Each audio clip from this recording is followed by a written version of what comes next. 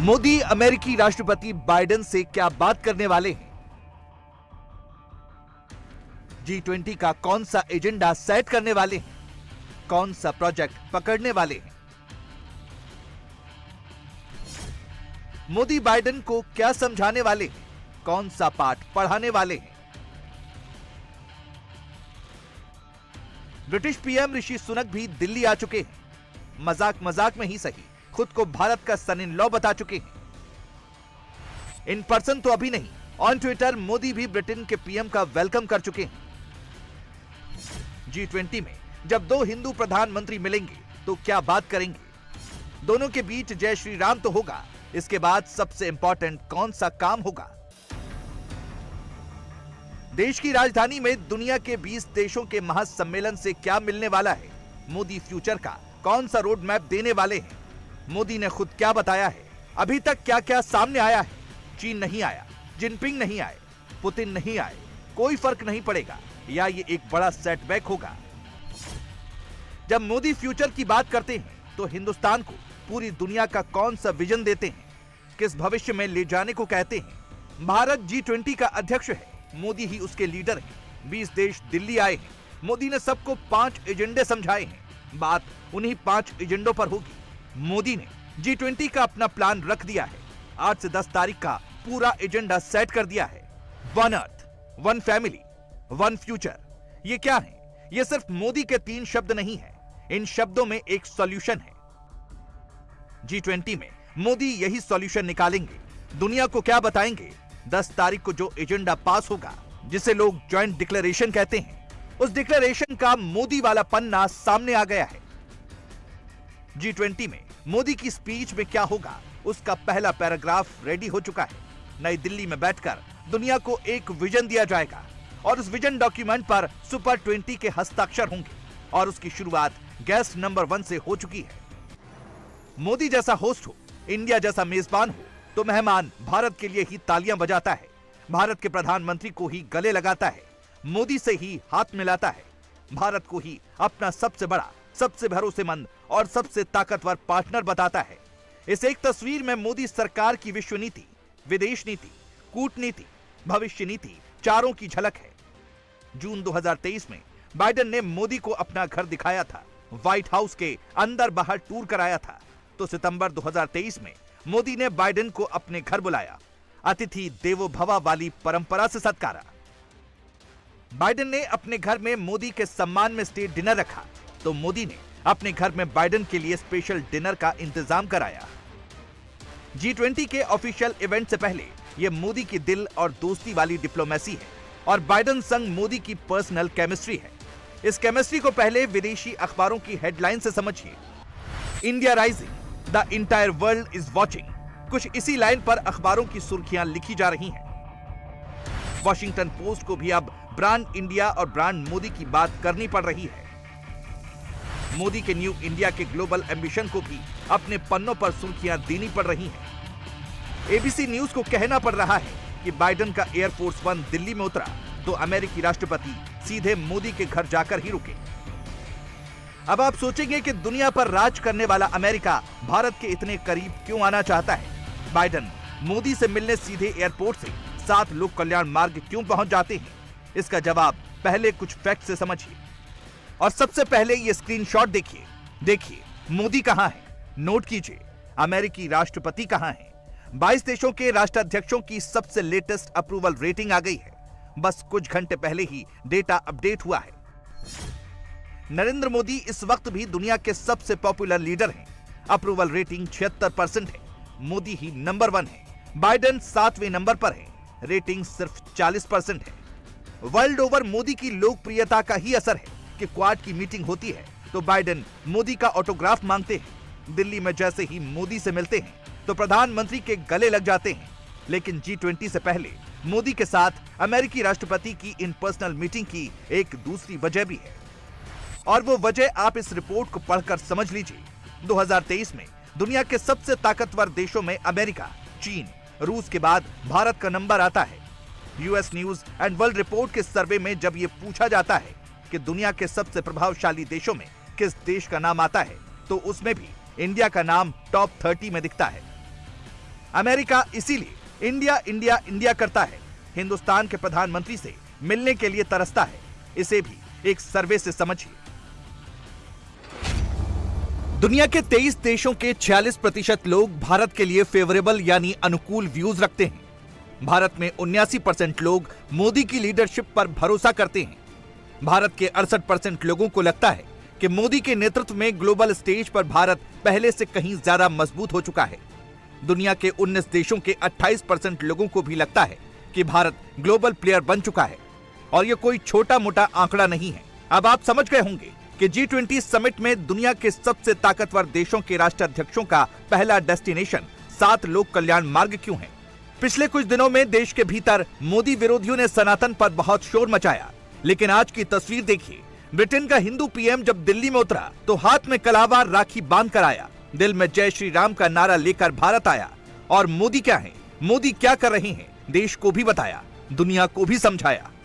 Yeah, so I'm a proud Hindu, and that's how I was raised. That's how I am. Hopefully, I can visit Amanda while I'm here for the next couple of days. And yes, we've just had Raksha Bandhan, so from my sister and my cousins, I have all my Rakis. And I didn't have time to celebrate Janmashtami properly the other day, but hopefully, as I said, I can make up for that if we visit Amanda this time. But it's something that is important to me. I think faith is something that helps everybody who has faith in their lives, particularly when you have these stressful jobs like I do. Having faith to give you resilience, to give you strength is important, and it provides an outlook on life which I find particularly valuable. And I'm very proud to see India doing so well on the world stage.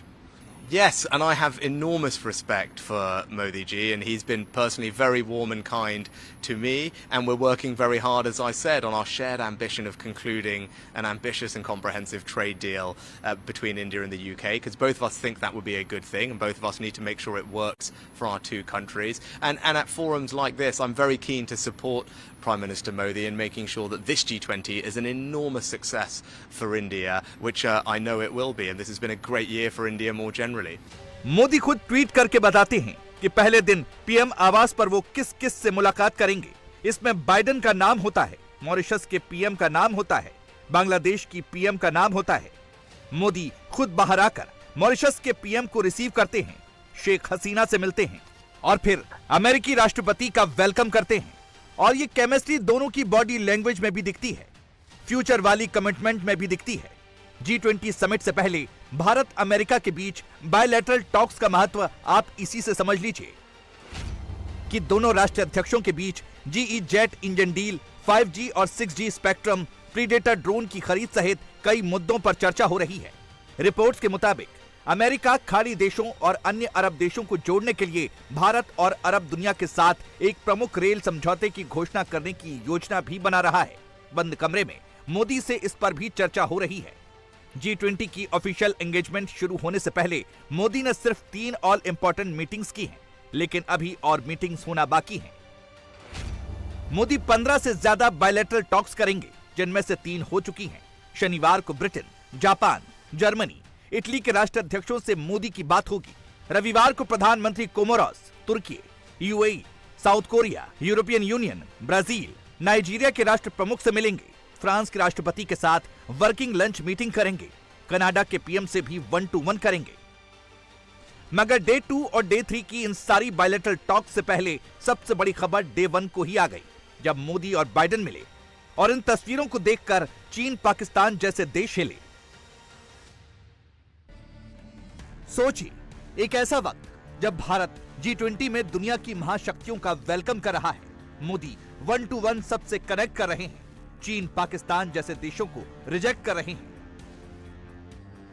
उस दिन भी भारत में मौजूद मोदी के सियासी विरोधी politics कर रहे हैं, मोदी पर पर्सनल अटैक कर रहे हैं।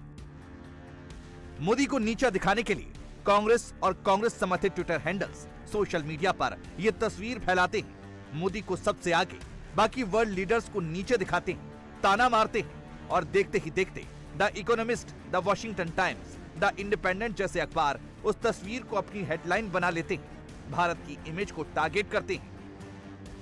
और ये झूठ तब पकड़ में आता है जब PIB के ऑफिशियल हैंडल से बताया जाता है कि ये इमेज ही फेक है, इसका G20 से कोई लेना देना नहीं है।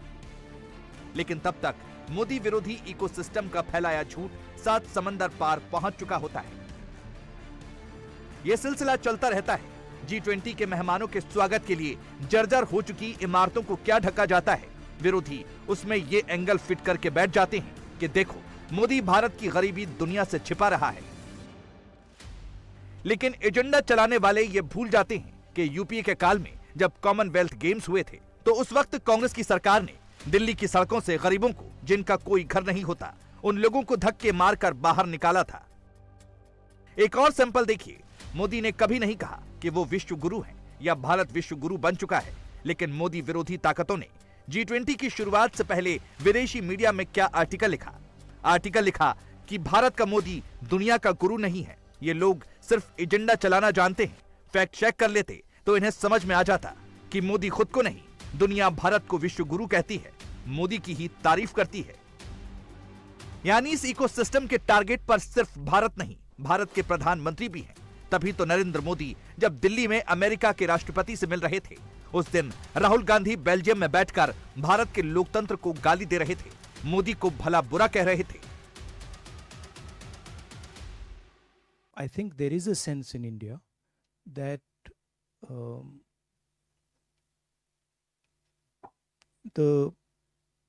the democratic structures of our country, the institutional structures of our country are under attack, and they are under attack from the group of people who are running India. I don't think this point is missed by anybody. I think everybody who has even a little bit of an understanding of India knows this.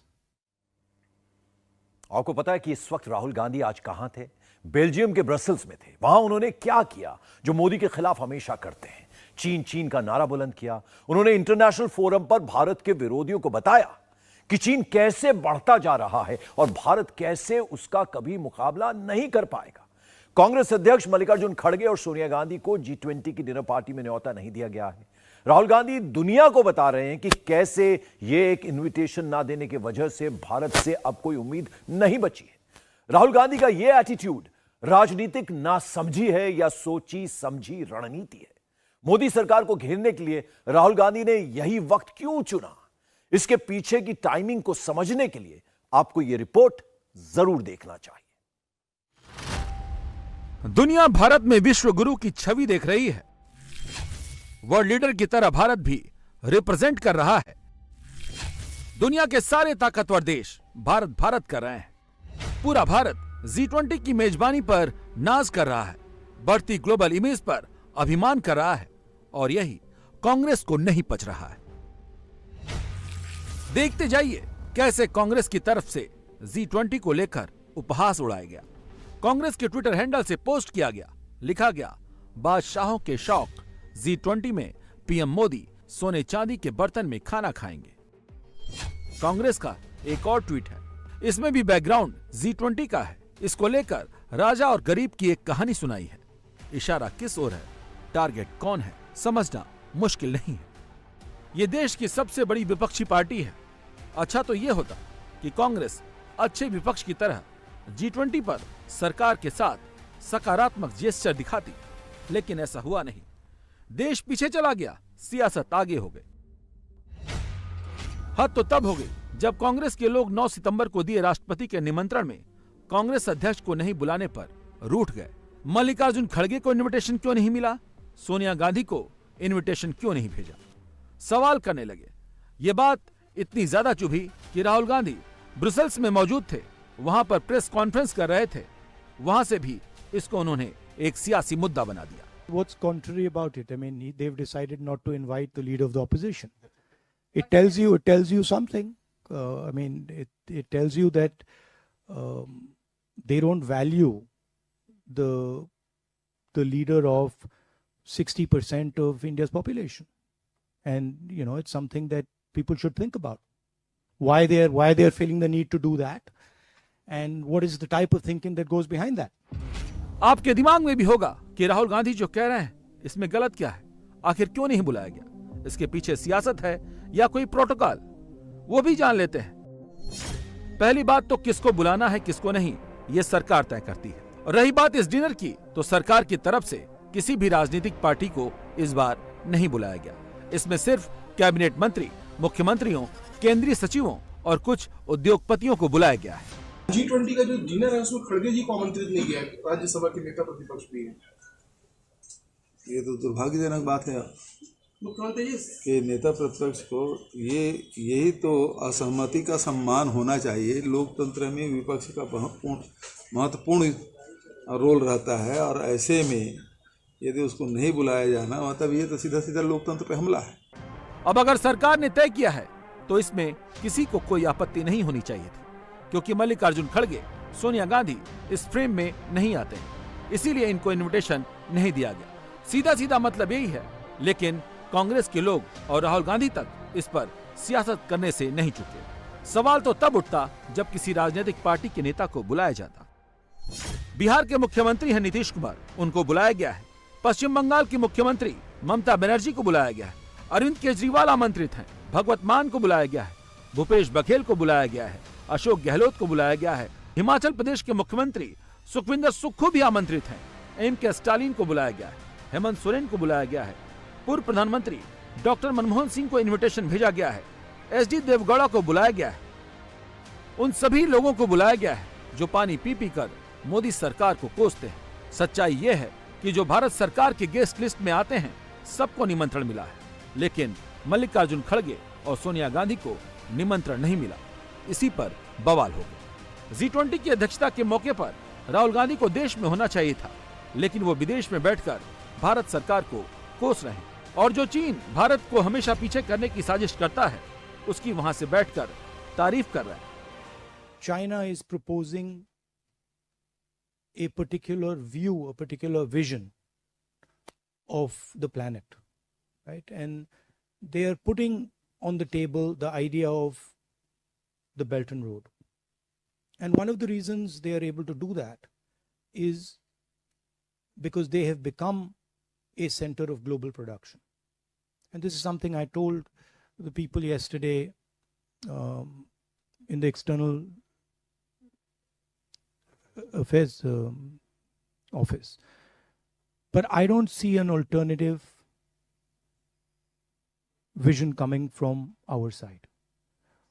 That vision requires a vision for production in a democratic environment. What the Chinese have basically shown is that it is possible to produce effectively in a coercive environment where you don't give people freedom, where you restrict their freedom, but you offer them prosperity without political freedom. And the challenge for us is, can we provide an alternative vision where we do production under democratic conditions with political and economic freedom? And I think there's a lot of cooperation that can happen between the United States, between Europe, and between us. And I think that's where a lot of our focus should go. How can we create an alternative to the Chinese production model that is a coercive production model? अब जब राहुल ऐसा करेंगे तो उनकी timing, उनकी मंशा पर सवाल खड़े होंगे। सवाल ये कि क्या जानबूझकर राहुल गांधी G20 सम्मेलन के वक्त ही विदेश गए? क्या जानबूझकर विदेश से मोदी सरकार के खिलाफ माहौल बनाने का प्रयास किया गया? क्या पूरे पॉलिटिकल कैलकुलेशन के साथ विदेश से मोदी सरकार पर हमला करने की रणनीति बनाई गई? 2024 चुनाव के शुरुआती रुझान आ गए हैं। ये बहुत अर्ली ट्रेंड्स हैं जो नरेंद्र मोदी की पार्टी के लिए बहुत अच्छे नहीं हैं। आज राहुल गांधी के गठबंधन और मोदी के गठबंधन का स्कोर 4:3 का रहा। इंडिया अलायंस ने 4 गोल स्कोर किए, मोदी के गठबंधन ने सिर्फ 3 गोल स्कोर किए। प्रधानमंत्री G20 लीडर्स के साथ मीटिंग में बिजी हैं। अगले 2 दिन मोदी बिजी ही रहेंगे। उनकी पार्टी को मंथन करना पड़ रहा है। आज का स्कोर देखकर कई पॉलिटिकल पंडित कहने लगे हैं कि अब उत्तर प्रदेश की 80 सीटें आसान नहीं दिख रही। कल तक के सारे सर्वे उत्तर प्रदेश में बीजेपी को 70+ सीटें दे रहे थे। अचानक ऐसा क्या हुआ कि इस नंबर में संदेह पैदा होने लगा? आज जो सिग्नल मिले वो किसके लिए ग्रीन है, किसके लिए रेड है? बंगाल में क्या बदला है? झारखंड और केरल की क्या सिचुएशन है? इस रिपोर्ट में आपको बताते हैं।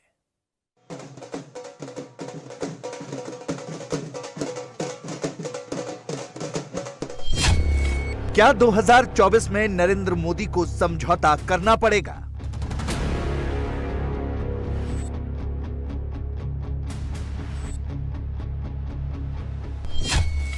क्या जाति वाला कैलकुलेशन फिट बैठने लगा है?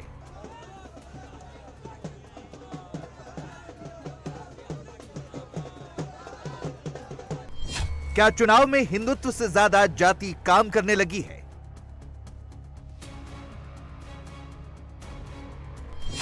India 4, NDA 3।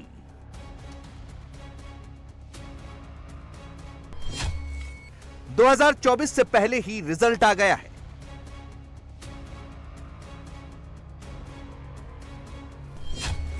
2023 में ही लोकसभा चुनाव के रुझान आ गए हैं। 6 राज्यों की 7 विधानसभा सीटों पर उपचुनाव के नतीजे आए तो बड़े बड़े संकेत मिले। उपचुनाव में राहुल गांधी का गठबंधन 4 सीटों पर जीता। नरेंद्र मोदी का गठबंधन 3 सीटों पर ही रह गया। ममता, अखिलेश, राहुल और हेमंत सोरेन सबको सेलिब्रेशन का मौका मिल गया। सर क्या कुछ कहना चाहेंगे? अखिलेश यादव जिंदाबाद, समाजवादी पार्टी जिंदाबाद। Yes, North Bengal is totally with us. From Darjeeling to Kuchbihar to Alipurduar to Jalpaiguri to Uttar Dinajpur, Dakshin Dinajpur, you have seen that all the Jilla Parishad we have won. Panchayat election also. Out of 20 districts, 23 districts we won the election before 2 months ago. And Dhupuri, it was a BJP seat and we won this election. It's a historic election and I congratulate all the people of Dhupuri. And also wherever the BJP lose and other India party win, I congratulate all of them. UP के घोसी में Samajwadi party की जीत हुई। पश्चिम बंगाल के धूपगुड़ी में तृणमूल कांग्रेस को जीत मिली। केरल के पुथुपल्ली में कांग्रेस ने एक तरफा कॉन्टेस्ट में सीपीआईएम को हरा दिया। झारखंड के डुमरी में जेएमएम ने बीजेपी के partner all Jharkhand students union को हरा दिया। नरेंद्र मोदी की पार्टी ने उत्तराखंड की बागेश्वर और त्रिपुरा की 2 सीटों बॉक्सनगर और धानपुर पर जीत दर्ज की।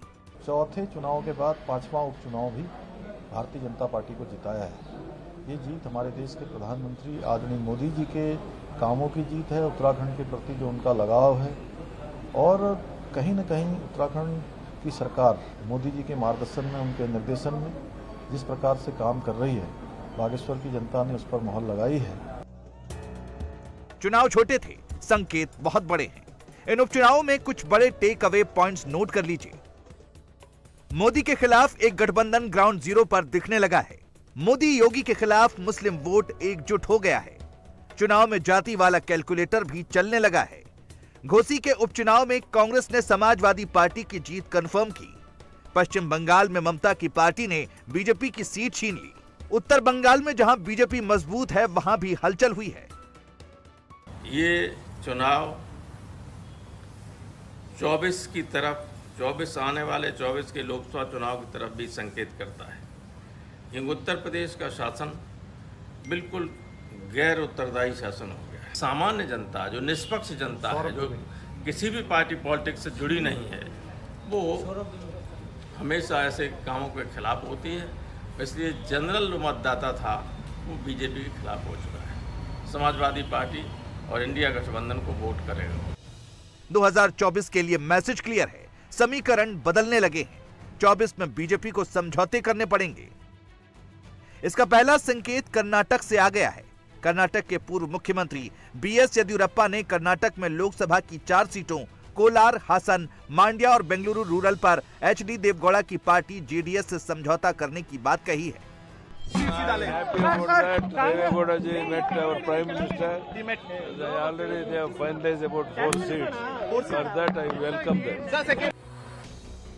मोदी और योगी के लिए ग्राउंड रियलिटी वही नहीं है जो बताई जाती है। यूपी के सर्वे ने कुछ और बताया था। ओपिनियन पोल में दूसरी चीज सामने आई थी, रिजल्ट पलट गया।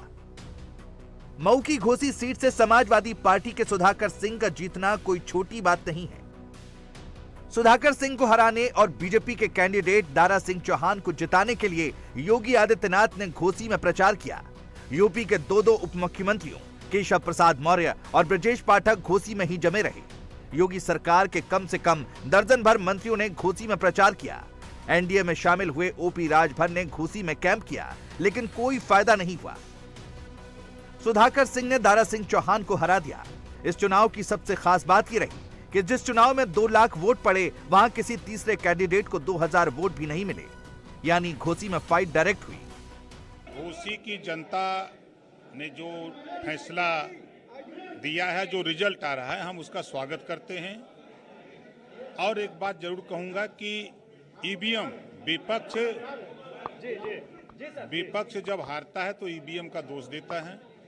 अब तो ये प्रमाण हो गया कि ईवीएम सही है और एनडीए की सरकार में निष्पक्ष चुना हुआ ये प्रमाण विपक्ष खुद दे रहा है। जो कमी रह गई है उसको हम लोग अध्ययन करके उस कमी को दूर करने का प्रयास करके आगे 24 की लड़ाई मजबूती से लड़ेंगे। अखिलेश यादव ने घोसी में ज्यादा प्रचार नहीं किया, लेकिन ग्राउंड पर शिवपाल सिंह यादव की मौजूदगी ने नतीजा बदल दिया। घोसी उपचुनाव में सपा ओरिजिनल सपा बनकर लड़ी, इसलिए जीत गई। सर क्या कुछ कहना चाहेंगे? अखिलेश यादव जिंदाबाद, समाजवादी पार्टी जिंदाबाद। उत्तर प्रदेश में इंडिया अलायंस ने पहला इम्तिहान पास कर लिया। मुस्लिम वोट एकजुट, हिंदू वोट में टूट फूट, धर्म से आगे निकली जाति, कमंडल पर भारी मंडल। अब हम लोग पूरे समीक्षा करेंगे, स्थानीय कार्यकर्ताओं से बात करेंगे। सर क्या लगता है, सर कहाँ चूक रहेगी? अभी हम लोग चर्चा करके बताएंगे। अखिलेश यादव कहते हैं, भारत ने इंडिया को जिताने की शुरुआत कर दी है। इंडिया टीम है और पीडीए रणनीति, जीत का हमारा ये नया फॉर्मूला सफल साबित हुआ है। यादव परिवार बल्ले बल्ले है, सपा का जश्न रुक ही नहीं रहा। अखिलेश यादव के इशारे को न्यूमेरिकली समझने से पहले घोसी का जातीय समीकरण देखते हैं। घोसी के करीब 4.5 लाख वोटर्स में से 80,000 मुसलमान, 40,000 यादव, 40,000 ठाकुर, 35,000 राजभर, 30,000 निषाद, 10,000 कुर्मी, 45,000 चौहान नोनिया और 60,000 दलित वोटर हैं। अगर डायरी पर कैलकुलेशन करें तो मामला बराबरी का था। बीजेपी के साथ पिछला विनिंग कैंडिडेट था। राजभर वोट के लिए ओपी राजभर घोसी में कैंप कर रहे थे। निषाद वोट का जिम्मा संजय निषाद पर था, लेकिन कागज वाला कैलकुलेशन ग्राउंड पर नहीं चला। चुनाव हारने पर जो चीजें विरोधी कैंप में होती थी, वैसा ही कुछ एनडीए कैंप में दिख रहा है। आज घोसी विधानसभा के उपचुनाव का जो जनादेश आया है, भारतीय जनता पार्टी उसका सम्मान करती है। ये बात सत्य है कि जैसे परिणाम की अपेक्षा हम सब लोगों को थी, राजनीतिक दृष्टि से वैसा परिणाम नहीं आया है। विपक्ष के लोगों से आज आप सबके माध्यम से पूछना चाहता हूं कि इस परिणाम के बाद, इस जनादेश के बाद, क्या वो ईवीएम पर प्रश्न खड़ा करेंगे? क्या वो सरकारी मिशनरी, संवैधानिक संस्थाओं, इलेक्शन कमीशन पर प्रश्न खड़ा करेंगे? मैं जो भी ये परिणाम आया, हम लोग एक राजनीतिक दल के नाते आपस में बातचीत करके इस परिणाम की समीक्षा करेंगे। आप समझिए कि घोसी में हुआ क्या, समाजवादी पार्टी क्यों जीत गई और ये जीत इंडिया अलायंस के लिए संजीवनी का काम कैसे करेगी। घोसी में कांग्रेस के वोट सपा को ट्रांसफर हुए। मुस्लिम समुदाय का एक भी वोट नहीं बटा। अखिलेश का पीडीए यानी पिछड़ा दलित और अल्पसंख्यक फॉर्मूला काम कर गया। बीएसपी ने घोसी में कैंडिडेट नहीं उतारा। बीएसपी ने अपने सदस्यों को नोटा दबाने